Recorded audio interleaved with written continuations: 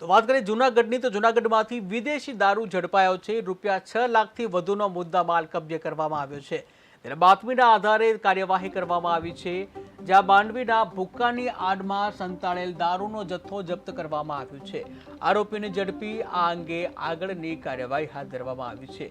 ત્યારે બુટલેગરો દ્વારા જે દારૂની હેરાફેરી માટે અવનવા કિમિયા અજમાવવામાં આવતા હોય છે, ત્યારે જૂનાગઢમાંથી વધુ એકવાર વિદેશી દારૂ ઝડપી પાડવામાં આવ્યો છે। ₹6 લાખથી વધુનો મુદ્દામાલ જપ્ત કરવામાં આવ્યો છે।